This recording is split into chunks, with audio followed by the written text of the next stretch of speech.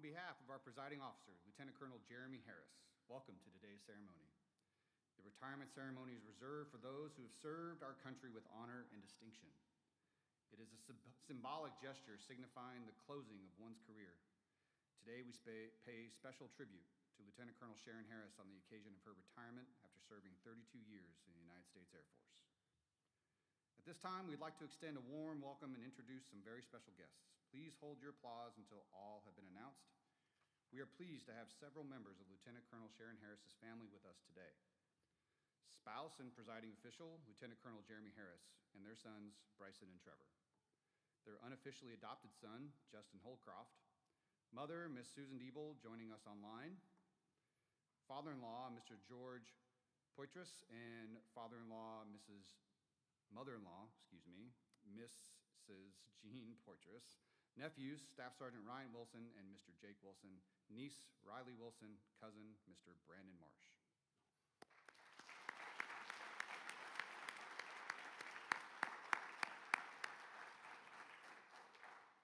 We would also like to honor our distinguished visitors as well as our hosts in attendance today. Mr. Dan Bishop, former Executive Director of the Air National Guard Bureau, and his spouse, Paola. Brigadier General Lee Hartley Jr., Assistant Adjutant General, Tennessee Air National Guard, Joint Force Headquarters. Colonel Roxanne Toy, Commandant, Officer Training School. Colonel Ryan Wilson, Deputy Commandant, Officer Training School. Chief Master Sergeant Aaron Gufford, Senior Enlisted Leader, Officer Training School.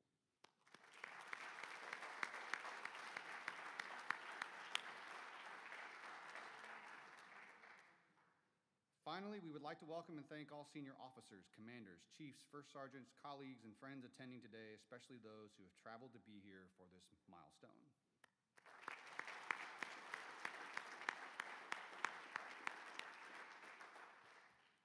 Ladies and gentlemen, please stand for the arrival of the official party and remain standing for the playing of the national anthem and the invocation given by Chaplain Robin Kleinschmidt.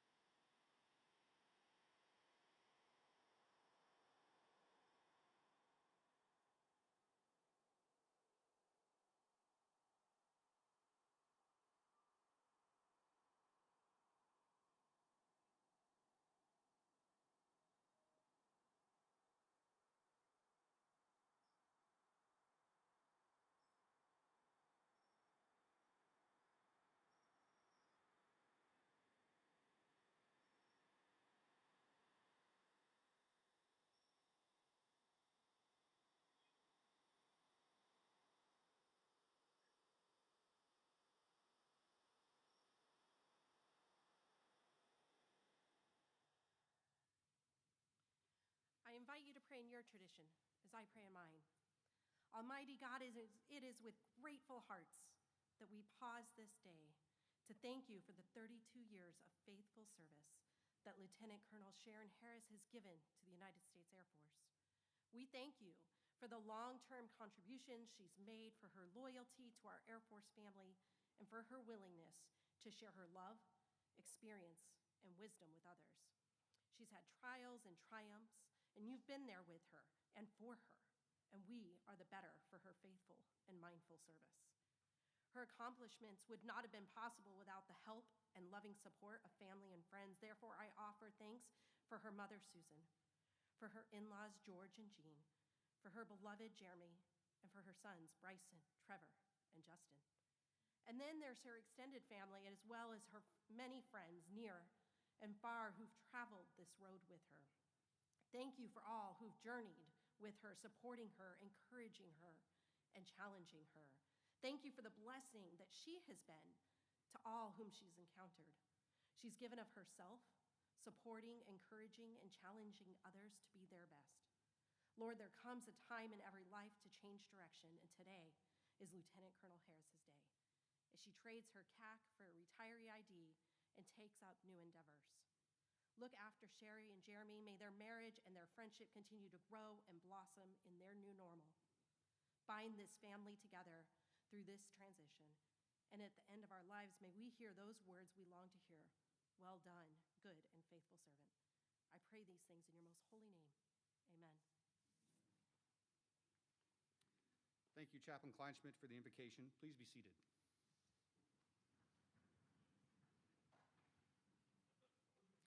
At this time, it is my pleasure to introduce our presiding officer, the Air National Guard Advisor to the Air University Commander, Lieutenant Colonel Jeremy Harris.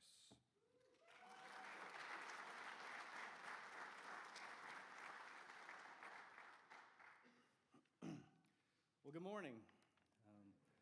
Thank you for all being here. I know Sherry truly appreciates it, as do I. I know that we've got a lot of folks that have traveled a long way to be here.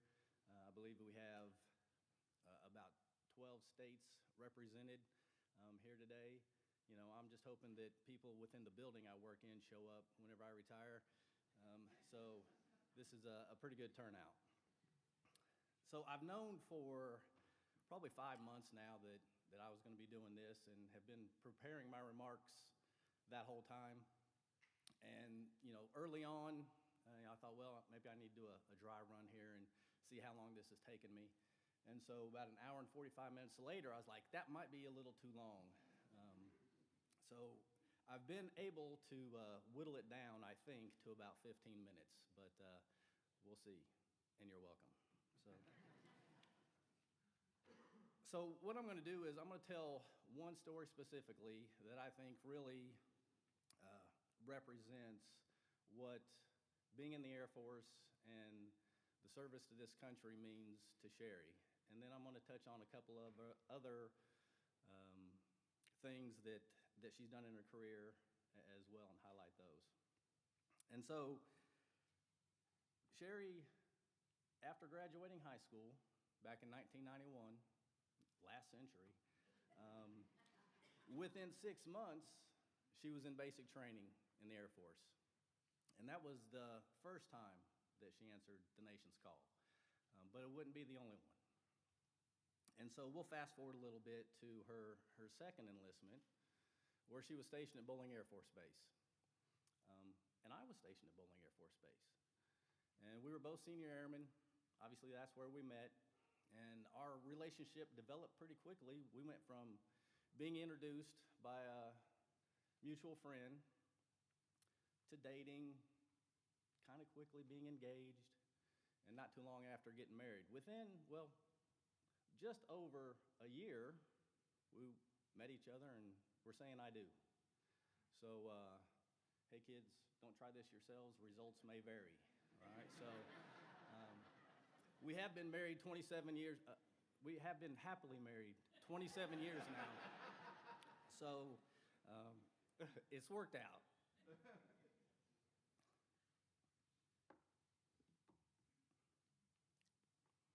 And I've been here for 28 of her 32 years in the Air Force.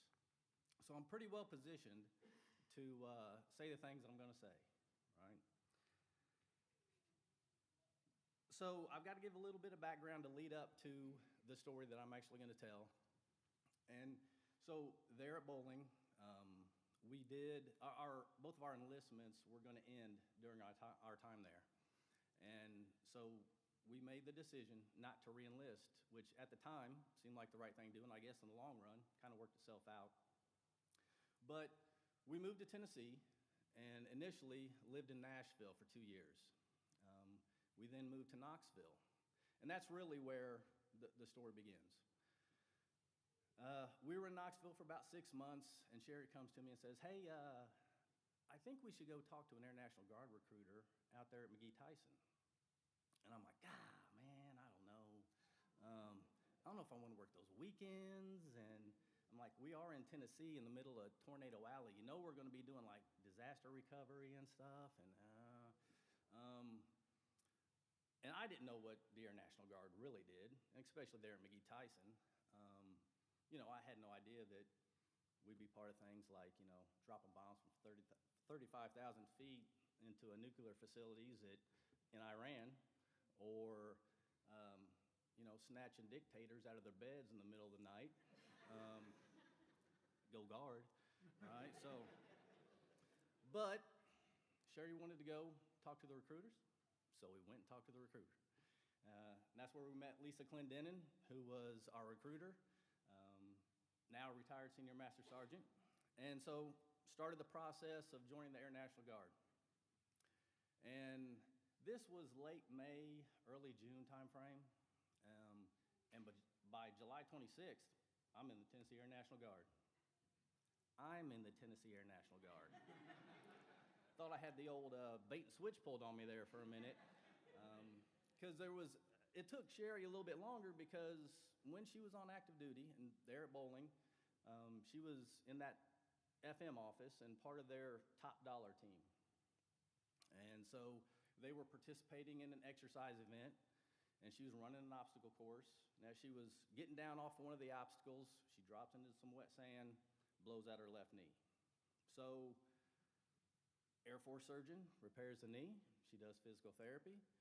She gets cleared. She's worldwide deployable. Back doing PT tests, good to go. Well, in reviewing her medical records, the Air National Guard's like, hey, you got this knee issue. We're not too sure about this. She's like, hold up, no issue, right? I mean, I was cleared. So anyway, May to June to July to August. We're hitting September, still not in. Did I mention this was 2001? So 9/11 happens. And so we're watching this play out in real time on TV, right? And so we know a war's coming. And this would be a time where a lot of people would say, I dodged that, right? Maybe now's not the time to get in. So a couple days later, she gets a call from someone out at the base. And when she gets off that call, she calls me. And she says, hey, I just got a call from the base. They told me if I could be there within the hour, they'd swear me in. I'm on my way.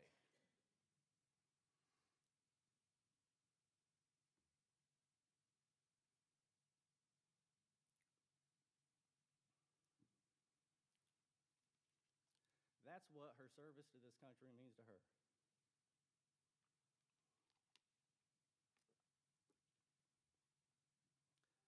She didn't call me to ask me, what do you think?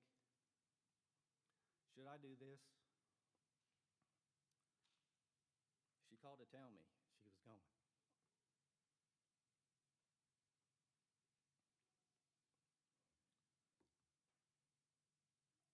There's a lot of dust in here, isn't there? Man, allergies. So, I believe if you're looking for somebody who has lived by the Air Force core values, I've practiced this like 100 times, and this like never happened. So if you're looking for somebody who represents the Air Force core values, integrity first, service before self, and excellence in all we do, I don't think you need to look any further than Sherry. You know that she lives by and she serves with and leads by her moral compass. And she's always working to do the right thing, even when it's the hard thing. And the story that I just shared as far as putting her service before herself, that's just one of many examples. There was another phone call that she received. And she was told, hey, we would like you to take this position, but we need an answer tomorrow, and you start next week. She answered the call and said yes. She received another phone call saying, hey, we have a position we would like for you to put in for. Put in a package, and if selected, you start in a little over a month. And that one was out of state. She answered the call and said yes.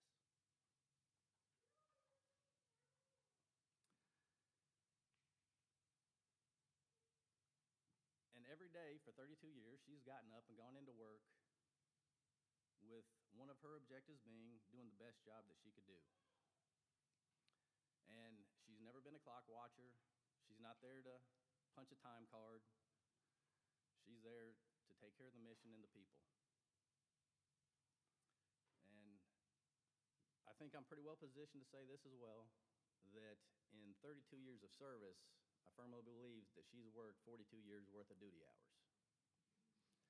The number of days that she stayed late to finish whatever she was working on, not just some last-minute tasker or something that had to be done by the end of the day, but something she wanted to complete or to help somebody else get done what they were working on, is more times than I can count. I've come home and waited on her to come home way more times than the other way around. And the number of days that she's gone in early to get a jump on the day, just as many.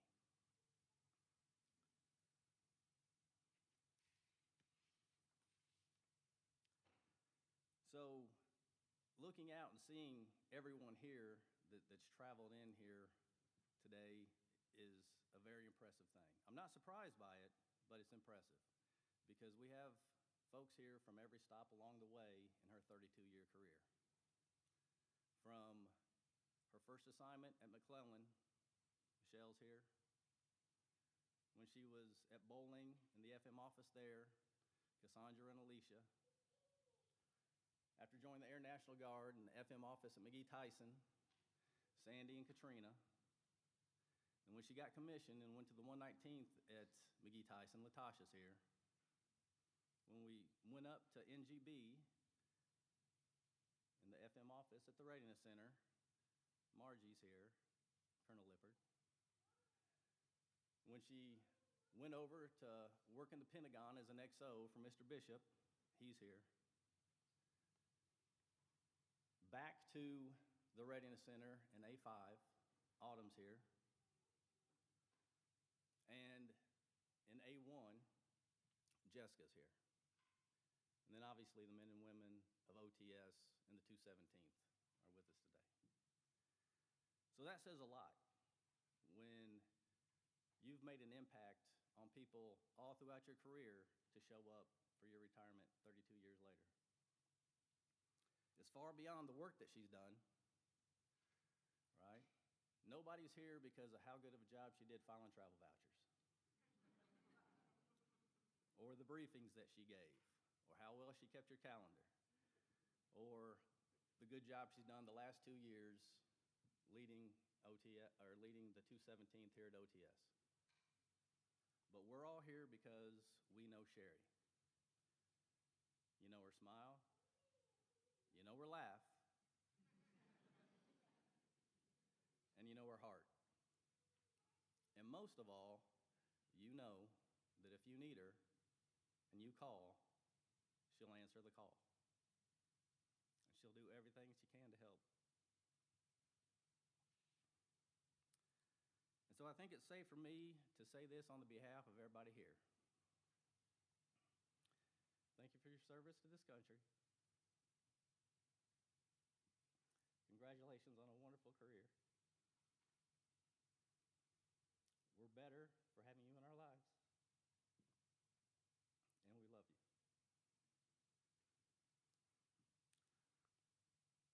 Now, the Air Force is going to officially recognize her career and the things that she's done in her 32 years of service with one more decoration. And we're going to give that to her now.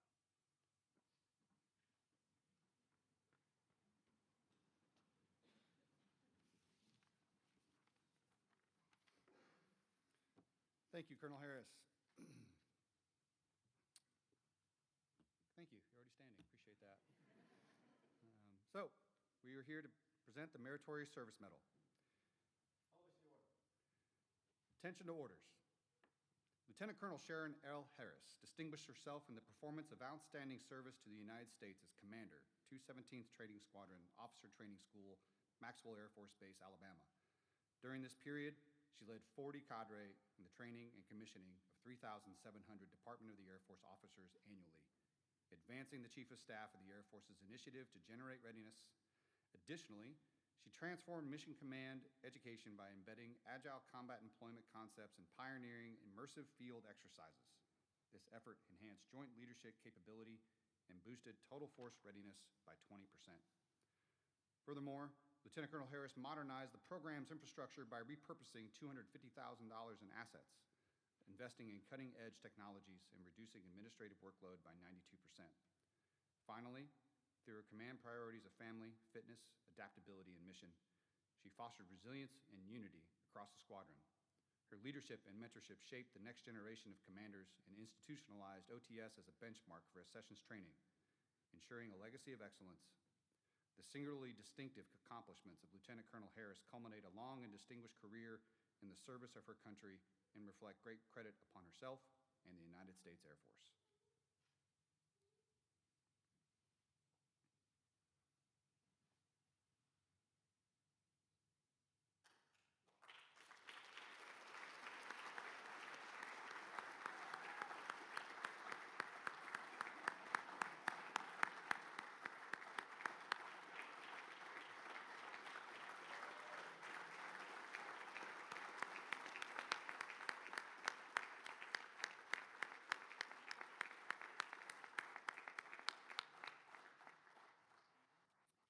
Ladies and gentlemen, please remain standing as Lieutenant Colonel Jeremy Harris will now retire Lieutenant Colonel Sharon Harris. Publish the order. Attention to orders. Department of the Air Force, Headquarters, Washington, D.C., Special Order Number AC-003881. Lieutenant Colonel Sharon Harris, effective 28 February 2026. You are relieved from active duty at Maxwell Air Force Base, Alabama. Retired, effective 1 March 2026 per Department of the Air Force Instruction 36-3203 in the grade of Lieutenant Colonel. Credible, active service for retirement is 32 years of faithful service by order of the Secretary of the Air Force.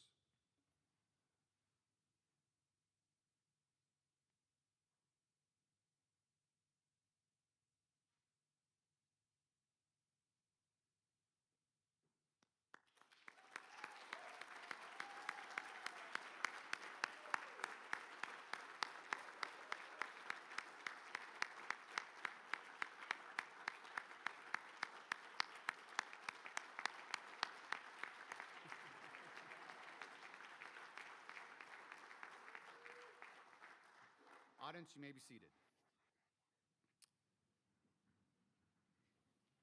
Lieutenant Colonel Jeremy Harris will now present the Certificate of Retirement to Lieutenant Colonel Sharon Harris, Certificate of Retirement from the Armed Forces of the United States of America. To all who shall see these presents, greeting. This is to certify Lieutenant Colonel Sharon L. Harris, having served faithfully and honorably, is retired from the United States Air Force on the first day of March 2026.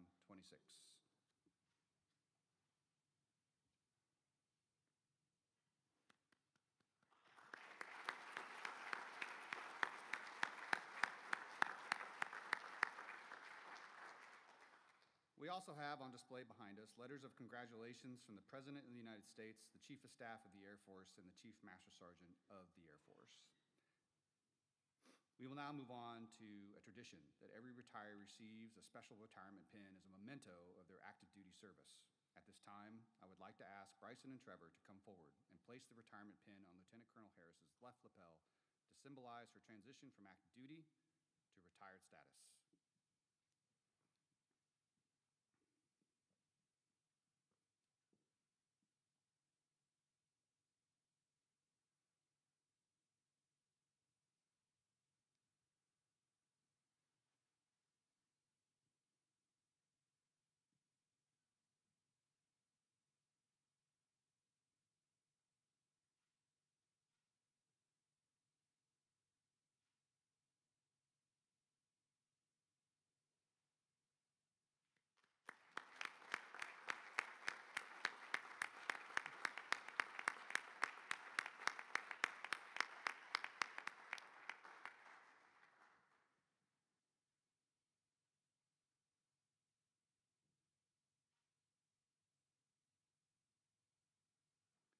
Thank you, Bryson and Trevor. You may return to your seats. Now we're going to flip the script. Lieutenant Colonel Sharon Harris will now present the certificates of appreciation to her spouse, Jeremy.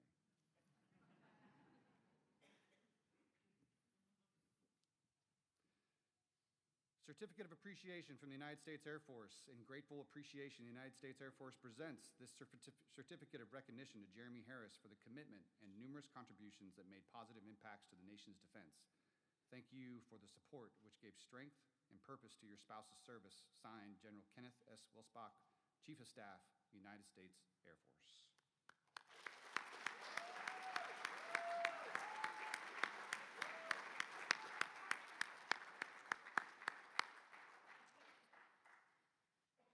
Certificate of Appreciation from the Chief Master Sergeant of the Air Force. On behalf of all Air Force airmen and their families, the Chief Master Sergeant of the Air Force presents this certificate of appreciation to Jeremy Harris. I join your spouse, family, and friends in thanking you for the numerous contributions and sacrifices you made in support of our United States Air Force. Your dedication gave strength and purpose to your spouse's service in defense of our nation. Signed, Chief Master Sergeant of the Air Force, David R. Wolf.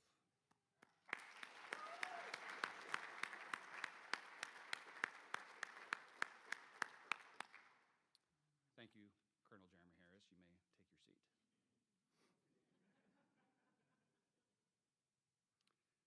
Lieutenant Colonel Sharon Harris's children, Bryson and Trevor, will now be presented the Military Child Medal.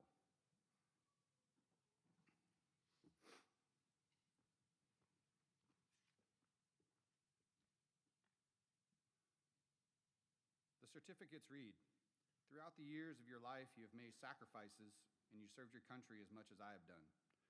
In your loving way, you quietly shouldered the heavy burden that you were asked to carry. Most of the time, you could not understand why I was not there, but you quietly hid the tears, courageously put on a smile, and defiantly promised that you would support me. You were then, as now, one of the most important parts of my life, and it was your love that enabled you to assure me that what I was doing was important. I am proud of you, for it was your love and support that sustained me in those difficult times. There's no way in my mind that I could have been a success in the military without having your support, your understanding, and most importantly, your unquestionable love. Thank you for being there for me."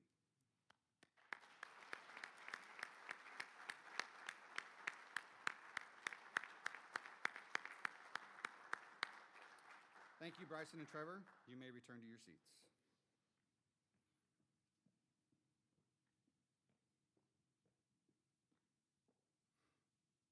Ladies and gentlemen, it is my distinct privilege to present to you for the first time Lieutenant Colonel Sharon Harris, Disneyland and Disney World extraordinaire, United States Air Force, retired.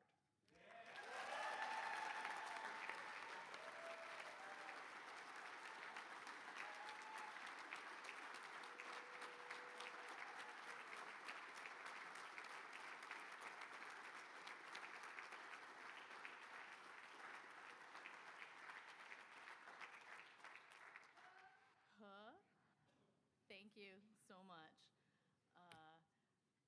I want to thank the project team that put this all together. There's a lot of work, a lot of individuals, Major Brown, Captain Molinex, I know Captain Shealy's doing photos, Captain Rogers, many people behind the scenes. Thank you so much. So a round of applause to you. Thank you.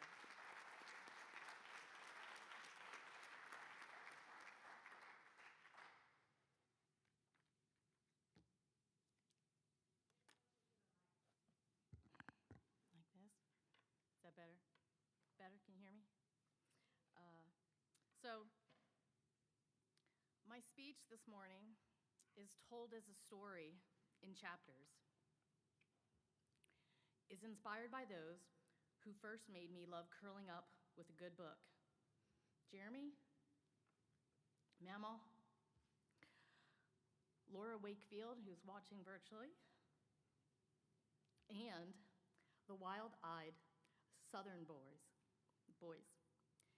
Ricky Rue, Buford Bartholomew Boriff, also known as Chief Retired Rich Rose, our very own former MTI from AMS, the Academy of Military Science, was the commissioning sessions program for guardsmen back in the day. he later moved on to OTS as an MTI, the Det 12, and the 217th. A Life of Service, My Story in Chapters, Prologue, the moment before the last page. Today feels like the moment just before the final page of a favorite book. The pause where you look back at where the story began and marvel how far it traveled. This is not the end of my story, but is the closing of the chapter that began more than 3 decades ago, shaped by faith, family, friendship, and service. Chapter 1, called before I knew the destination. Before I ever understood what the Air Force would become in my life, there was faith. In moments when the path forward wasn't clear, when assignments had changed, plans shifted, and doors closed, my faith grounded me. It reminded me that growth often comes without explanation, and that purpose rarely fully is revealed. I didn't always understand the plan, but I trusted the author. Chapter 2, Family. This chapter belongs to Team Harris and my Tennessee family, Pennsylvania family, and Indiana family. I'm just gonna rip the Band-Aid off and start with you right away.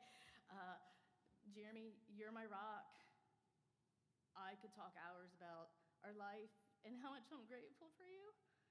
You know how I feel. I thank God every day for blessing me with you and for our first introduction at Bull Run. I love you. And in the words of Anne Murray, can I have this dance? Buzz, Brandy, Weasel, Stu, 1997 was a lifetime ago. Team Harris was made possible through you. I'm so grateful for Airman Leadership School, meeting Buzz, and it all started from there. Bryson and Trevor, I am very proud of the men that you have become. You both served quietly and constantly. You endured long hours, missed milestones, late night phone calls, and countless transitions. You carried the weight of this career without ever wearing the uniform. I love you. To Mama, Papa, Adam, Heather, Ryan, Jake, Riley, thank you for always being there. Multiple PCS moves to traveling any distance just to be together. You reminded me that God's timeline has meaning, and his timeline is not ours. To Papa and Nana in Indiana, I know you're watching virtually. Thank you for the continued support over the years. To Uncle Chuck and Auntie Linda, attending virtually from Pennsylvania, thank you for guiding me to live life to the fullest and to treat others with care and compassion. You are both one of my favorite role models. To my mother, watching virtually from Pennsylvania, I know you're unable to travel. You always stressed the importance of having my own career and financial independence before starting a family. Every parent wants their kids to do better than themselves, and I feel that was accomplished.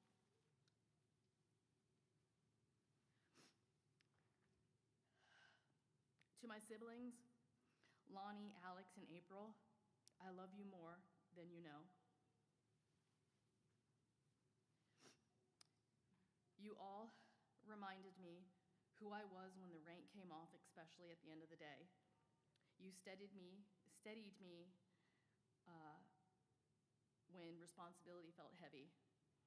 Every achievement that I've had has all y'all's fingerprints on it. This retirement is yours as much as it is mine. Chapter 3, the first step, 1991. Every story has a beginning. Mine began in 1991 as enlisted enlisted airman basic and military training at Lackland Air Force Base. Those early years at Shepherd Air Force Base, McClellan, Lodges Field, and Bowling taught me humility, discipline, and the importance of doing the right job, especially when no one's watching. I didn't know then where this path would lead, but I knew I was proud to serve. Michelle Lackey, you were my first sponsor at McClellan 34 years ago. I mean, you had the 19-year-old me. We've come a long way, and I'm so grateful for still being in contact. Thank you for being here today. Alicia and Cassandra, I'm so grateful our paths had crossed. Bowling Air Force Base, we grew together as moms. Watch our sons grow up together into men and continue to do so to this day. I'm so excited for our chapter of retirement. Golden Girls.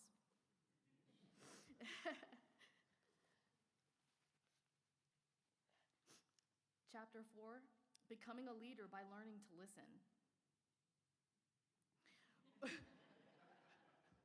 When I was commissioned in 2008, I didn't leave my enlisted experience behind. I carried it with me. Served as both enlisted and officer shaped how I lead. It gave me empathy, perspective, and a deep respect for the airmen who execute the mission every day.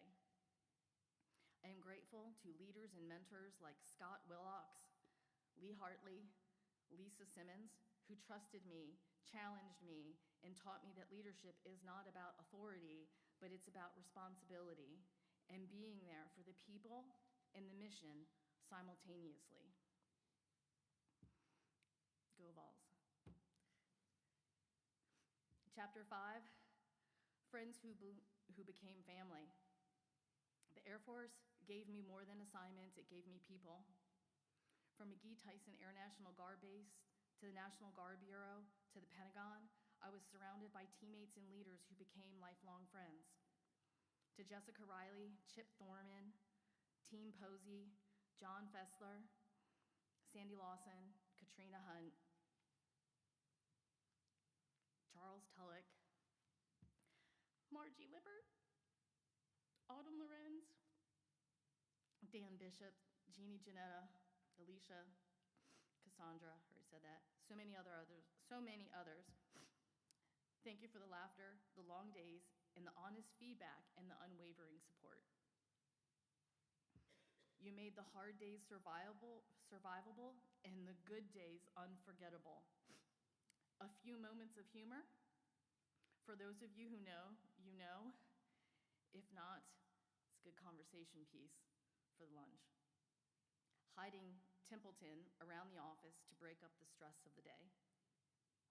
Or the impromptu exit from a taxi cab at the main gate, running from the main gate to billeting in flip-flops because we could.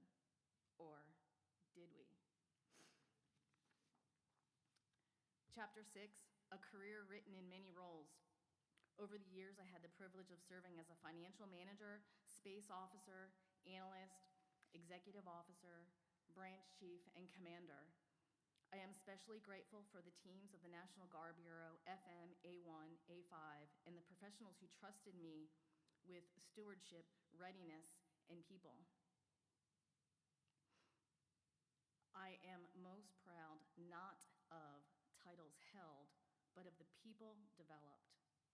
Airmen who went on to lead, serve, and succeed. Chapter 7, the final assignment, Officer Training School. My final chapter in uniform is written at Officer Training School here at Maxwell Air Force Base, serving alongside the incredible OTS staff, the 22nd, the 24th, the 217th, including Roxanne Toy, Ryan Wilson, Chief Gufford, Greg Jackson, and Ryan Young, and the dedicated men and women of the 217th Training Squadron. It was an honor of a lifetime. Many of you have become lifelong friends. To Amanda Bonet, Pitzer, Cunningham, Davis, Hines, you have a bright future. You gotta wear shades.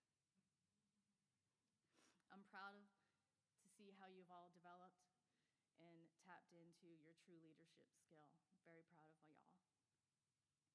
Watching future Air and Space Force officers raise their right hand here at Maxwell reminds me why I did the same so many years ago. Ending my career where others begin theirs felt intentional, meaningful, and complete. Chapter 8, Lessons Worth Carrying Forward. As I close this chapter of service, a few truths remain clear.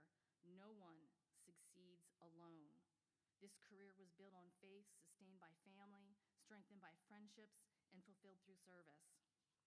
Uniforms eventually are hung up, titles fade, but relationships endure, and impact outlives rank. Epilogue, turning the page with gratitude. Thank you to my family, my friends, mentors, teammates, airmen, and guardians I was privileged to serve alongside. Thank you for trusting me, supporting me, and believing in me.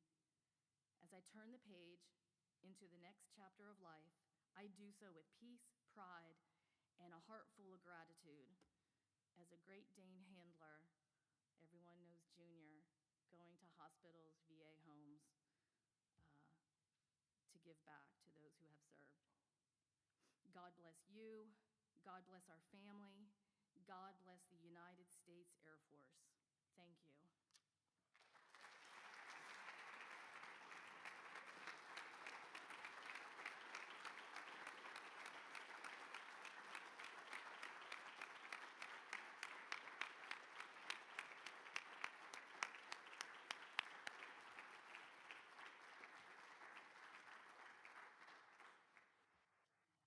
Thank you, Colonel Harris, and congratulations on your retirement.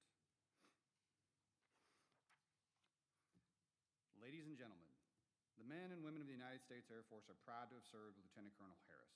She will always be a valuable member of the Air Force family, even in retirement. We wish her and her family all the success in their future endeavors. This concludes today's ceremony.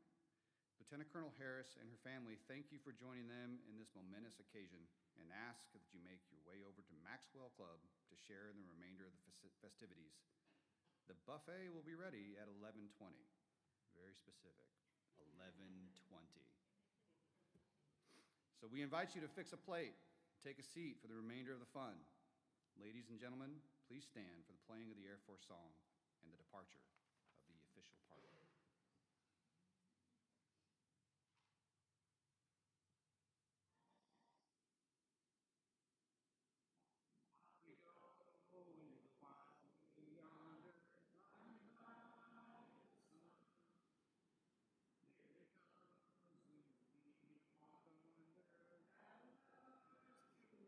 Give him the gun!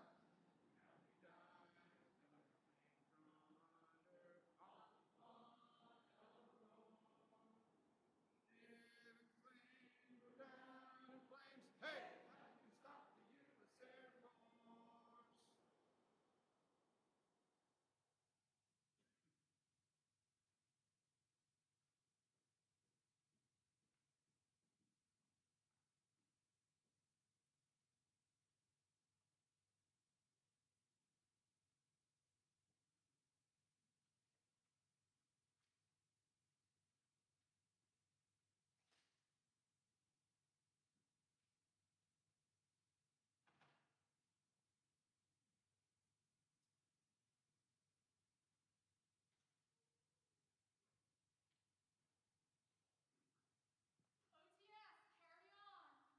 Always with honor. See you at the club.